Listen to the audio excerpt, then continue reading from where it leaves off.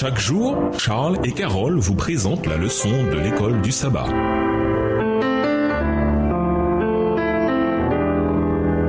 Bienvenue dans votre émission. Dieu nous parle. Nous voilà à la leçon de dimanche, que celui qui lit comprenne. Entrez dans n'importe quelle librairie chrétienne et passez rapidement en revue les titres sur les prophéties bibliques. Vous vous rendrez vite compte qu'il existe une gamme impressionnante de conceptions et d'interprétations, et il pourrait être tentant de croire que personne ne peut véritablement comprendre ce que racontent des livres comme celui de l'Apocalypse. Par exemple, un auteur dit que l'Antéchrist n'est rien d'autre qu'une métaphore. Un autre dit qu'il va venir un jour. Et un autre encore dit que c'est une référence à quelque chose ou quelqu'un de l'époque de l'Empire romain païen. Comme l'a dit un prédicateur, la Bible est peut-être comme un vieux violon, on peut jouer n'importe quel air avec. La Bible elle-même cependant n'enseigne rien de tout cela. Elle nous invite au contraire à lire en partant du principe que Dieu ne parle pas en vain et que l'on peut connaître les vérités qu'il communique par sa parole. Lisons Matthieu 24, le verset 15, Apocalypse 1, le verset 3, Matthieu 11, le verset 29 et Jérémie 9, les versets 23 et 24, qui indiquent ces textes sur l'intention de Dieu de se faire comprendre. Matthieu 24, verset 15. C'est pourquoi, lorsque vous verrez l'abomination de la désolation dont a parlé le prophète Daniel, établie en lieu saint, que celui qui lit fasse attention. Apocalypse 1, le verset 3. Heureux celui qui lit et ceux qui entendent les paroles de la prophétie et qui gardent les choses qui y sont écrites, car le temps est proche. Matthieu 11, verset 29. Prenez mon joug sur vous et recevez mes instructions, car je suis doux et humble de cœur, et vous trouverez du repos pour vos âmes. Jérémie 9, les versets 23 et 24. Ainsi parle l'Éternel, que le sage ne se glorifie pas de sa sagesse, que le fort ne se glorifie pas de sa force, que le riche ne se glorifie pas de sa richesse, mais que celui qui veut se glorifie d'avoir de l'intelligence et de me connaître, de savoir que je suis l'Éternel qui exerce la bonté, le droit et la justice sur la terre, car c'est à cela que je prends plaisir, dit l'Éternel. De nombreuses universités proposent des cours sur la Bible littéraire ou quelque chose dans ce genre. Pour le croyant, c'est une expérience étonnante d'assister à d'innombrables cours pour découvrir que le professeur lit la Bible comme il lit de la mythologie païenne. L'idée, c'est qu'il y a peut-être un fond de vérité morale dans ces récits, mais qu'on peut en tirer ce qu'on veut. Pour ces enseignants, l'idée que ce livre a été inspiré par Dieu est tout à fait risible. C'est ainsi que le professeur lit la Bible, mais n'entend pas la voix de Dieu qui parle. D'autres parviennent à des conclusions diamétralement opposées au message de la Bible. S'il ne s'abandonne pas au Seigneur et s'il n'a pas un cœur ouvert à la vérité, non seulement celui qui lit la Bible passe à côté de son message, mais il a du mal à comprendre le caractère d'amour et de sainteté du Dieu révélé dans ces pages. C'est un piège plus subtil qu'il n'y paraît. Et c'est pourquoi se contenter de lire la Bible sans les bons outils et surtout sans la bonne attitude, sous la direction du Saint-Esprit, peut être néfaste. Un homme qui n'était pas connu pour être religieux fut surpris en train de lire la Bible. Quand on lui demanda ce qu'il faisait, il répondit « Je cherche des failles, je cherche des failles ». Pourquoi est-ce exactement le genre d'attitude qu'il ne faut pas avoir quand on lit la parole de Dieu? Au revoir. Et à demain si Dieu veut.